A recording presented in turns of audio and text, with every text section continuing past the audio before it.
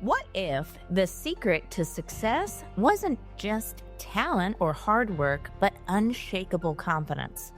Welcome to Grasp Confidence, the podcast where visionary thought leaders, speakers, and entrepreneurs unlock the mindset and strategies for lasting success. I'm your host, Tara LaFawn Gooch, CEO, two-time best-selling author, and international TEDx speaker, and I can't wait to help you step into the most powerful version of yourself. Let's dive in.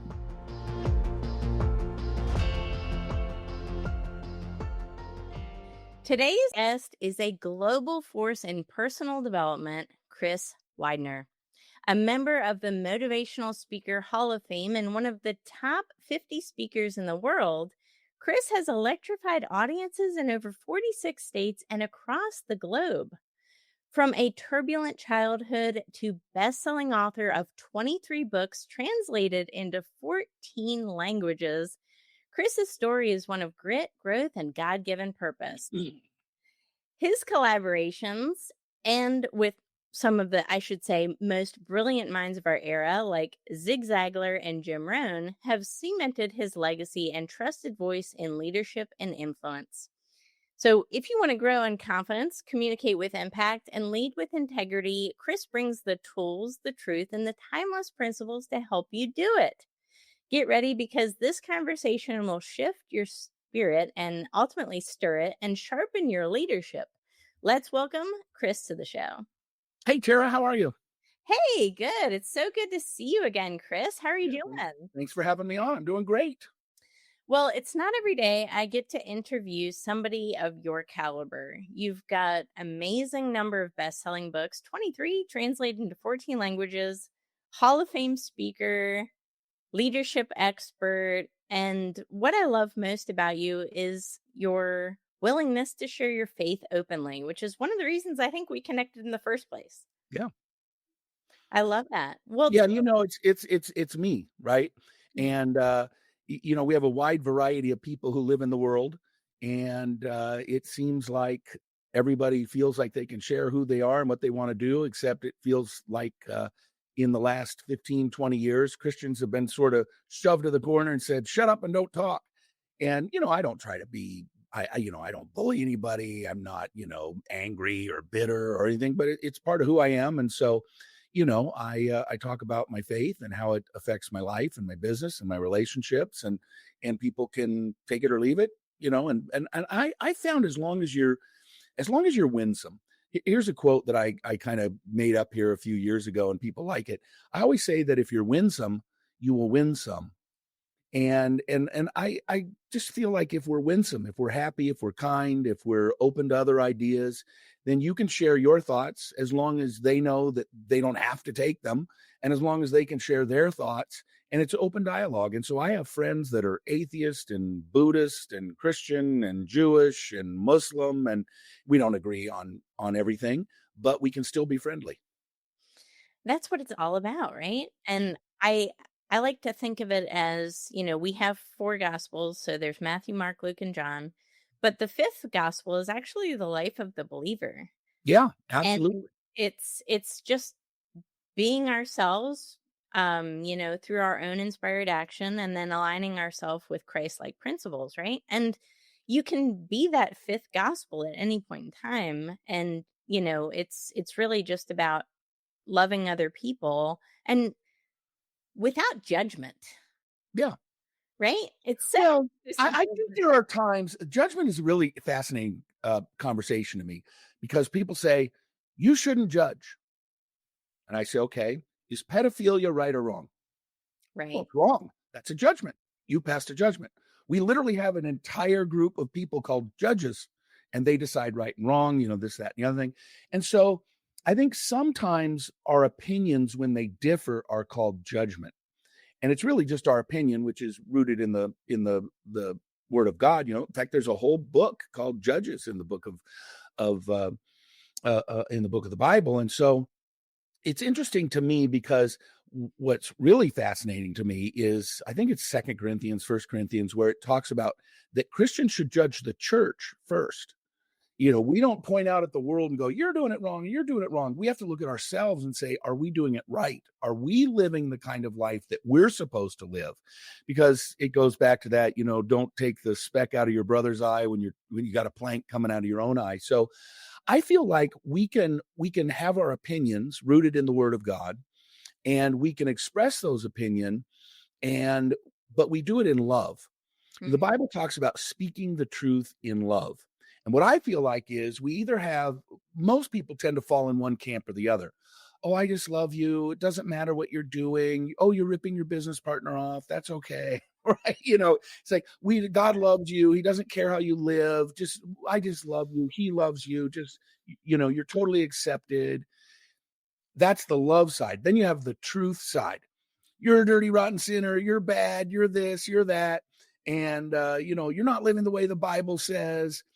And people say, "Well, I'm a truth teller." And I'm like, "Well, you're kind of just a jerk." I mean, really, you hide behind this, "I'm a truth teller," in order to be a jerk. But what I feel like is if you can take the love side and you could take the truth side and you could speak to somebody, like if somebody's a drug addict, you can go to a drug addict and say, "Hey, that's bad for you. It's bad for your family. You're going to die from this. It's not the way God intended you to live. God can help you get out of it." I am passing judgment. I'm saying that his lifestyle is not a good one. But I'm telling him the truth, but I'm saying it in love. I care about you. I want to see you live your whole life so you can see your children grow up. And so to me, the way we get around the sort of typical definition of being judgy is by speaking the truth in love, making sure that person knows that we're saying this out of love.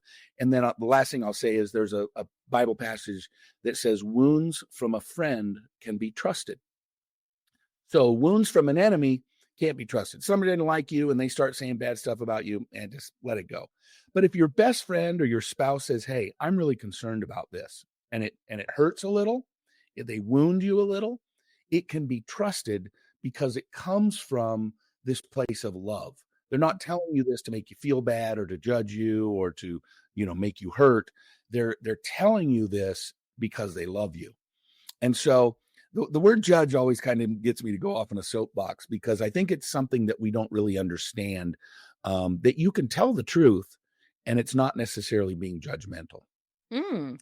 It's interesting that we're having this conversation. I was just talking to my husband the other night, and we were at a restaurant, and I caught myself judging somebody, right? Mm. Because I'm human, so I'll be honest. I was judging somebody, but I've actually implemented this tactic. I'd love to get your feedback on it.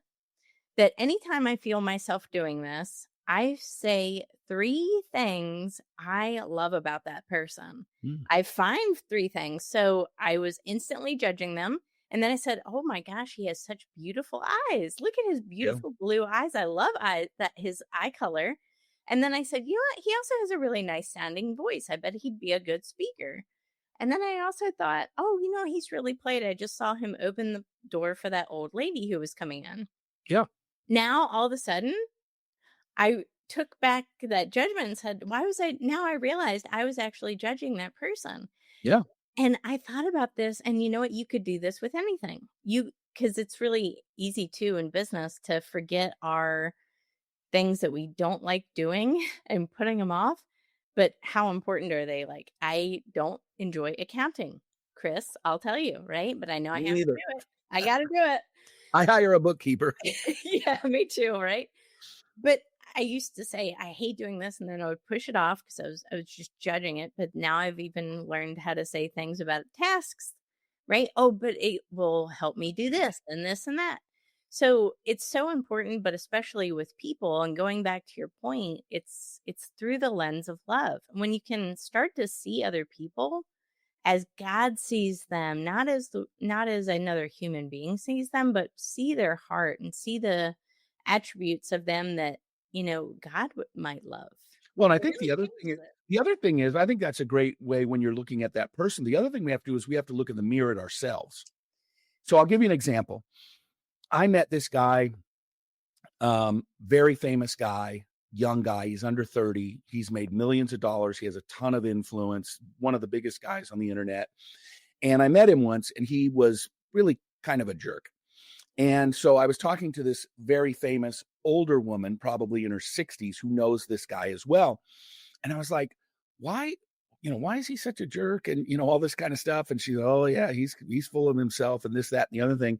And it's almost like God tapped me on the shoulder in the middle of the conversation. I'm 59 now. We had this conversation when I was probably 56-ish.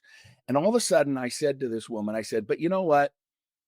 I suppose if I'd have been that young with that kind of money and that kind of power, I probably would have been worse. Honestly, I probably would have been worse. I would have been more arrogant.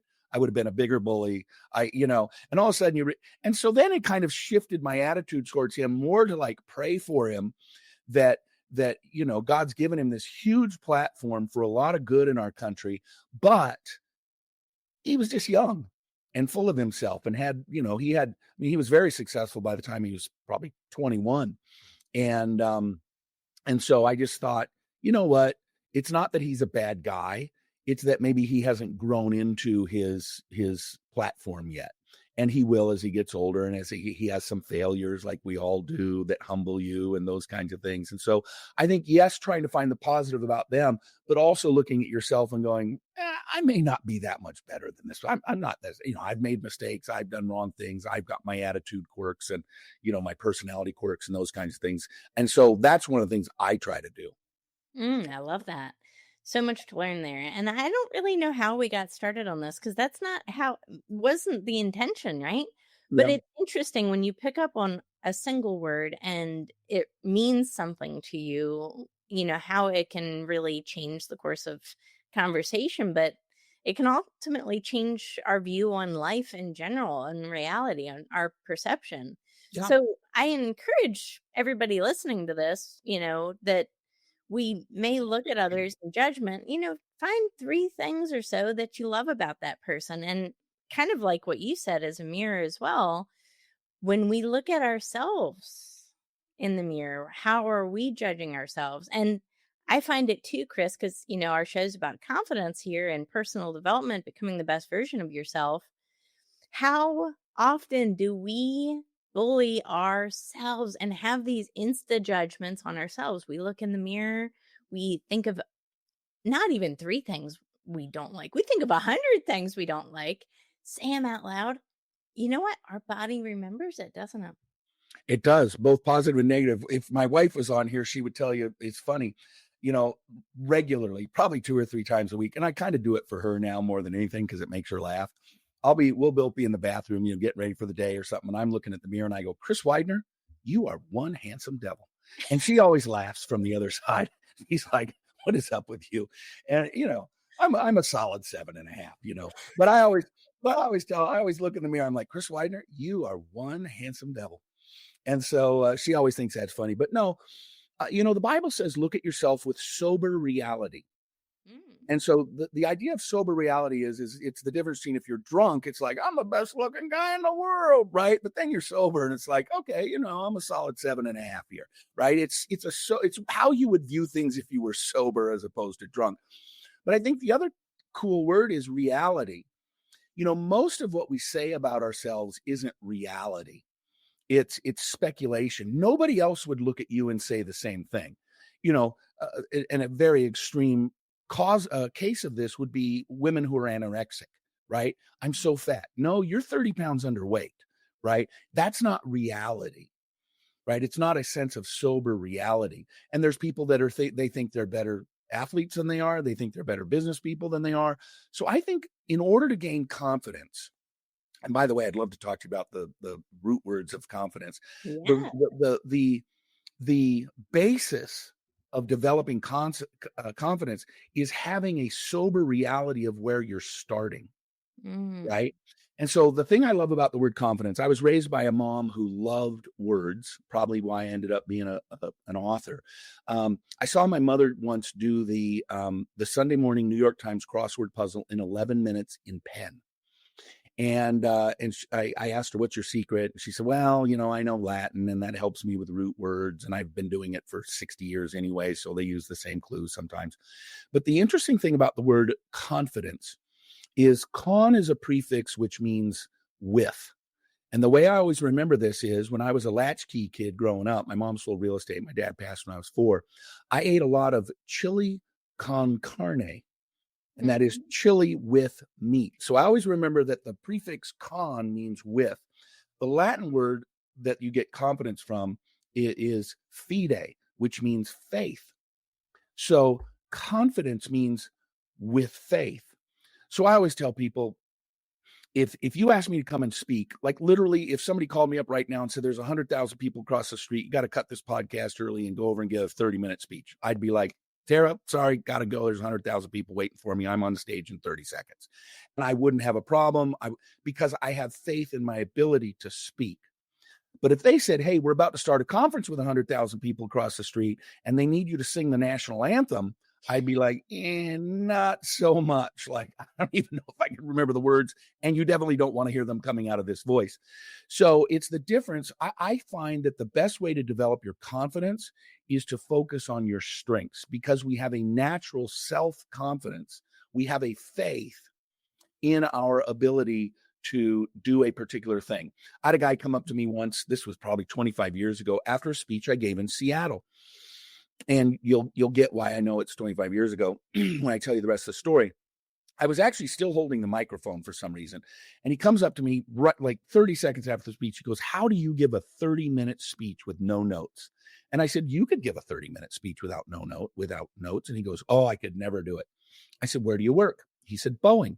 I said, what do you do? He said, I'm actually developing the wing for the 777. So it was before the 777 was released.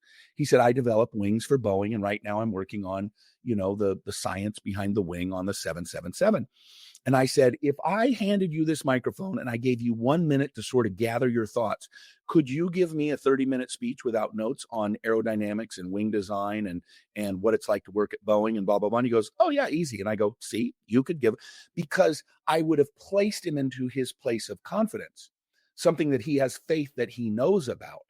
If you ask me to give a 30-minute speech, I'd have to prepare for an hour just to learn everything about wing design and aero. I could probably give it and I could probably fake it if I had enough, had enough notes and everything. But confidence, I really believe, comes from playing to your strengths Mm. and doing the things that, because I believe that God uniquely designed each and every one of us with certain strengths, certain gifts, certain talents, and they're different from one another so that we need one another. So what we want to do is we play to our strengths. We mentioned a bookkeeper. I could probably do my books, but I hate doing books and I hate math and I'm a verbal guy, right? So I hire to my weaknesses and I do the things that I'm good at and I'm gifted in. Absolutely. Oh my gosh. So much to be said there. In my first book, How to Grasp Confidence and Own Your Power, I talk a lot about this. I liken us all to a body. Yep. So, with each individual cell in a body has a purpose.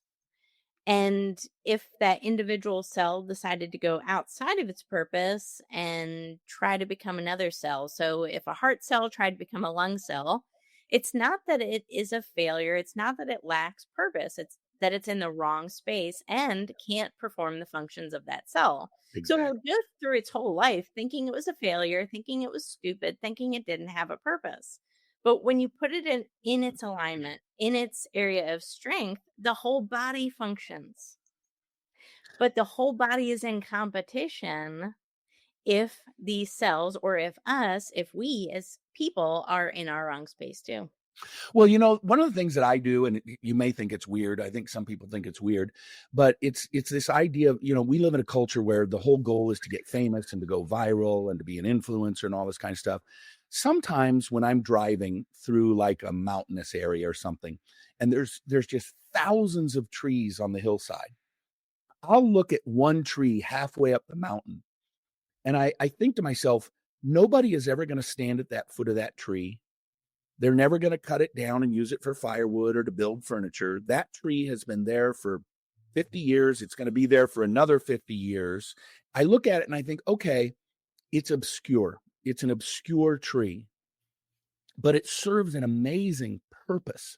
It helps us have oxygen. in our world. Nobody will ever know it. Nobody will ever set foot at it.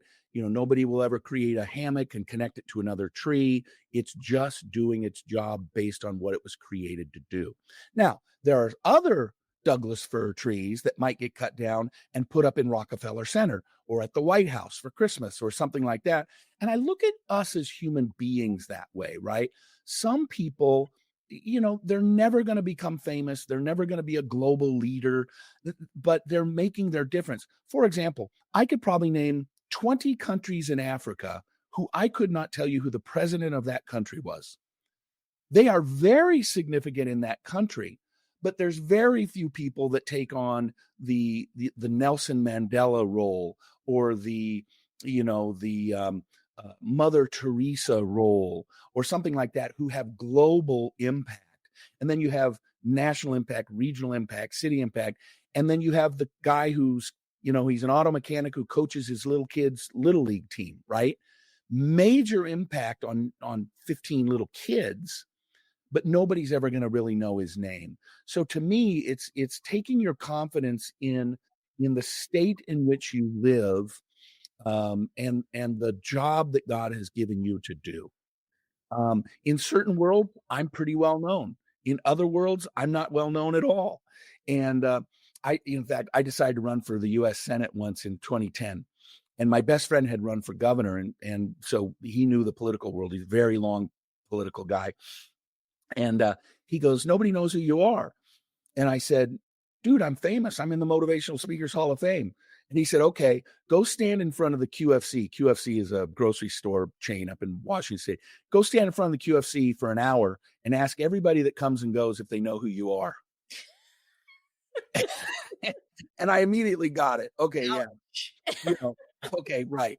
You know, and so I think we can have confidence, and we shouldn't belittle ourselves that we aren't as big as we want to be, because the bigger the stage, the less people are going to be there. Absolutely. I love that. Wow, that's so timely and powerful, right? And, most of our listeners are entrepreneurs. They're people that, have goals that you've accomplished. So I love how you're talking about this and leaning into your God given calling, your purpose, because ultimately that's how we get successful. Yeah. We don't get successful by trying to be like other people, right? We get successful by leaning into our strengths and what our natural gifts are. They're there for a reason. Yeah, and we also have to realize that you might be very talented and it still may not become everything you want it to become. I heard Mark Cuban about a year ago getting interviewed on a podcast, and somebody said, "If you lost everything, how long would it take you to become a billionaire again?" He said, "Oh, I could never become a billionaire again." And they said, "Really?" And he said, "Oh, I would become worth 10 or 20 or 50 million dollars easy, because I can do that." But he said, the thing you have to realize is becoming a billionaire, a lot of it is just pure luck.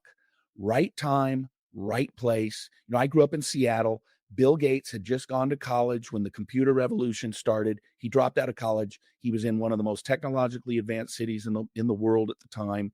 And he was right place, right time. If Bill Gates would have been born 10 years earlier or 10 years later, we would not ever have known his name. Mark Cuban, I don't know if you know how Mark Cuban got rich, but he went to the University of Indiana. He bought a bar near the University of Indiana. Then he moved to Dallas. He was really into basketball. And he was living in Dallas, and he would call his friend back in Indiana and say, "Put the phone next to the radio." And the guy would put the phone next to the radio, and he would listen to the Indiana Hoosiers play their games. Well, eventually he started looking at computers and streaming, and he said, "I wonder if my friend could just stream it across a computer line." So his friend started streaming it that way, so he didn't have to pay the dollar a minute or whatever we used to pay for long distance, right? And what happened was, he all of a sudden he went, "Well, if I'm a Hoosier fan, I wonder if Alabama fans living in Chicago would like to hear the Alabama games, and I wonder if the Yukon fans living in LA would like to hear the Huskies games." And that's what he did. That his first company was called AudioNet, changed it to broadcast.com, and sold it to Yahoo for a few $1 billion. Wow. Right place, right time, right idea. Wow. Incredible. I love that. It's so inspiring, right? Because, I think about this a lot. We have a dream, a vision. Maybe it's I want to write a book, maybe it's I want to start a business. And we let self-doubt absolutely just take the wheel, take over, right? Yep. And we tell ourselves all of the reasons something doesn't work. But what I've found in my interviews and just knowing very ultra successful people as well is that if they have a self-doubt, it really does not last that long. They don't let it metastasize. They don't let it take root.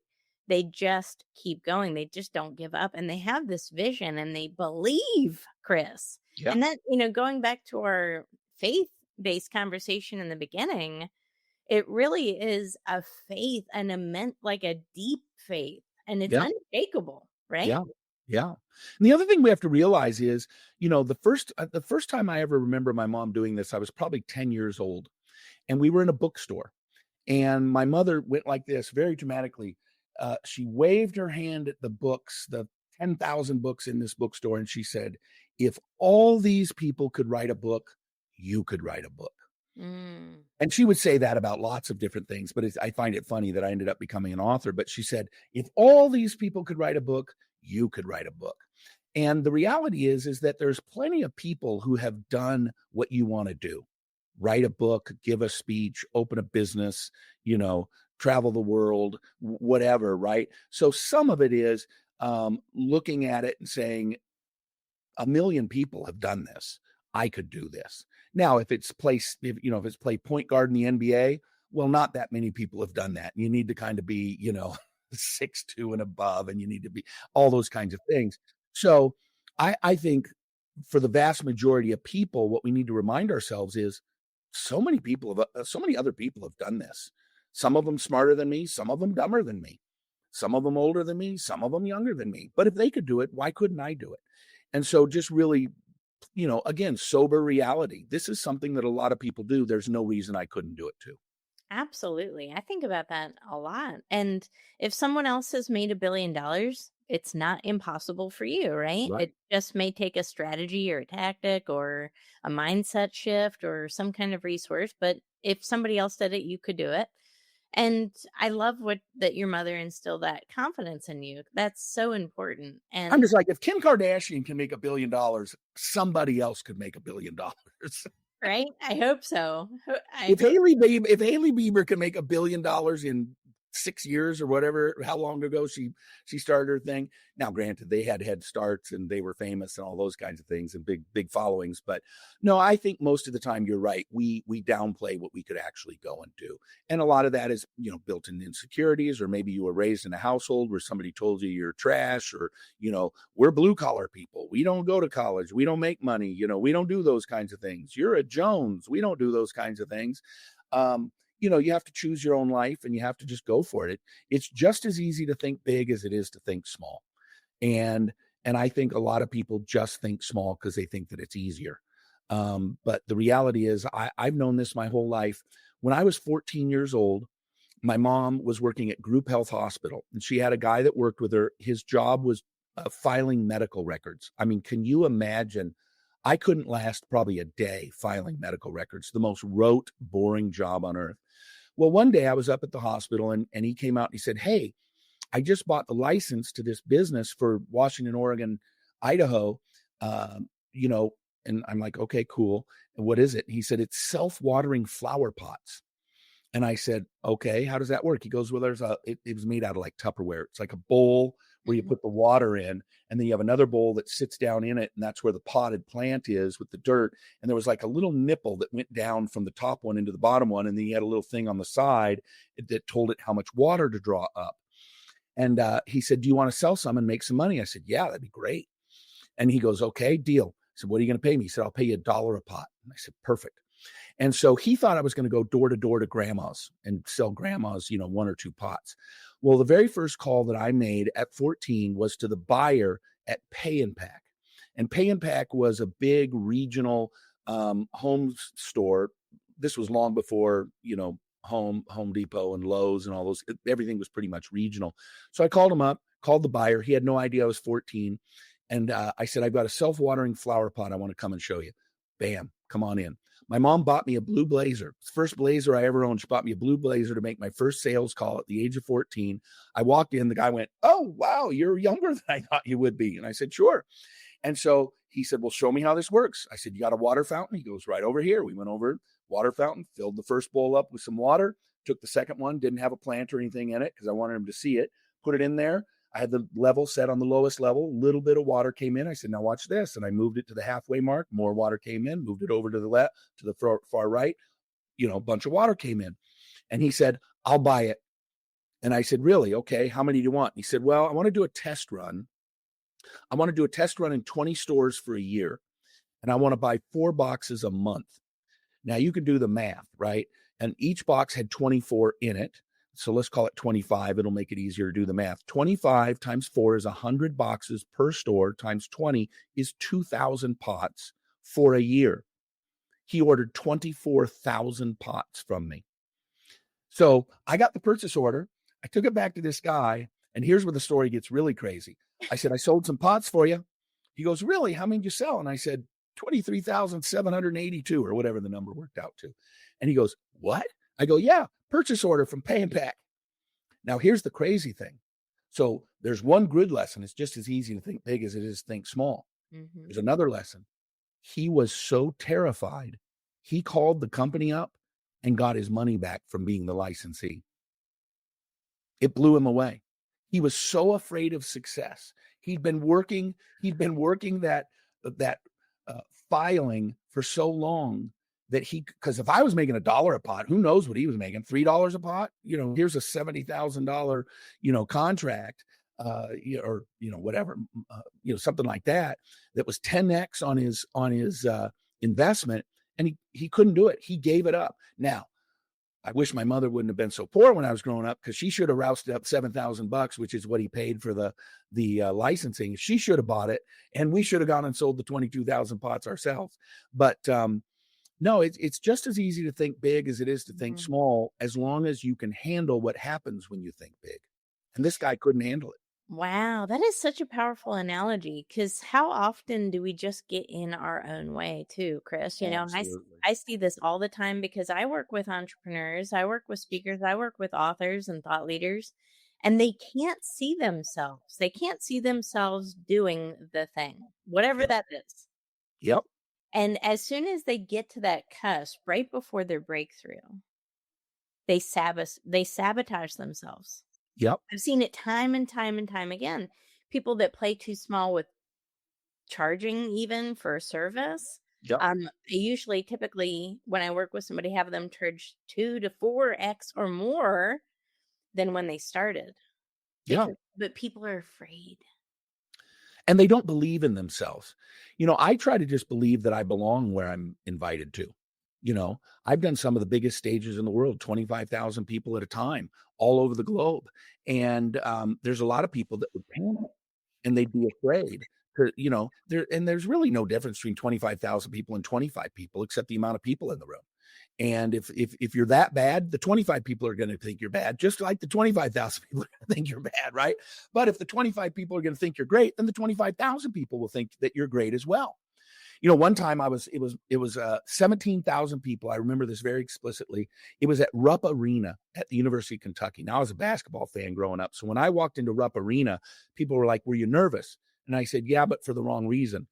Or for the different reason than you're thinking. It wasn't the 17,000 people. It was all those national championship banners across the top. I was such a huge University of Kentucky fan.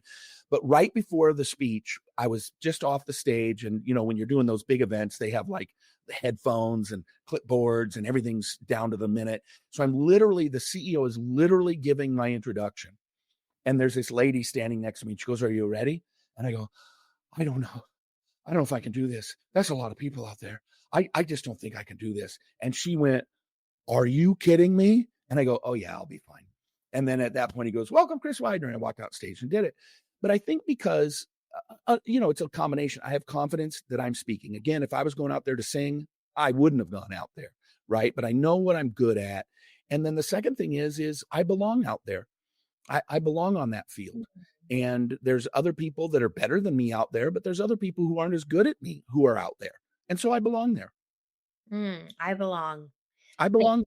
I think that's something we could all tell ourselves. It's the simplest thing right now is to tell ourselves wherever we are, we belong. Whether it's a really big stage, whether it's a book signing tour, TED stage, big interview, investor pitch, Shark Tank, whatever, that I belong. Or a small business owner. Let's say you own a really great restaurant. It's packed all week. It's really great. And somebody says, you should start a second location or you should start 1,000 locations. And because there's all sorts of restaurant chains that have 1,000 locations. Somebody did it. I mean, I don't know if you ever saw the movie The Founder about the Ray Kroc story in McDonald's. McDonald's was already there. It was two brothers, the McDonald brothers. And it took Ray Kroc to say, well, if one stand is great, why don't we just figure out how to automate this and let's have 25,000 or however many they have all around the world. And so, but a lot of people say, oh, I couldn't do that. I couldn't have more than one restaurant. That would be too much work. What would I do if I had 500 restaurants? Well, you'd be sitting on a beach a lot and on your yacht a lot if you had 500 restaurants. That's one thing you do. But, oh, well, he's such a great businessman and he's such a great chef. And no, you are too. Go make it happen. Yes. I think there's a big disconnect there too with mindset that we think that if we make more money, we will work more. And I don't believe that's true. And here's why I know that's true. The hardest I've ever worked as an entrepreneur was the year I made less than $30,000, Chris. Yeah. Let me tell you how hard I worked that year. Oh my gosh. I couldn't stop working. Yeah. And I've never worked so hard in my life. And the easiest I've ever had it as an entrepreneur was when I figured out how to automate it to $30,000 a month or more. Yeah. And then once you figure out that's actually easy, and not only is it easy, it's not even a lot of money. Well, and think about the restaurateur. I have a hard time managing one restaurant. How am I going to manage 10 restaurants? Well, you're not going to manage 10 restaurants. You're going to hire a manager to manage the 10 restaurants, and you're going to manage that guy. It'll be easier to manage one manager than it is the 42 employees at your one restaurant. Mm. People have a total misunderstanding about how that works. And yeah, they're going to be a little bit further removed from the day-to-day grind. But you have to get out of your own way. You have to do your own, and you have to believe in yourself, and you have to surround yourself with people who believe in you. I think that's a big thing, man. Surround yourself with people who believe in you. And when you get the right people who believe in you, early on in my career, I was mentored by the CEO of Mars Candies. And I met him when his kids were in my youth group when I was a youth minister. And when I started my first church at 25, I got a check in the mail from him. And I had not asked him for any money or anything like that. I just, when I left, I said goodbye to everybody. I didn't ask. I was in a very wealthy church in northern New Jersey, and I did not ask a single person to support me. I just left and went on my own. Figured God would put it on the hearts of people that wanted to support me.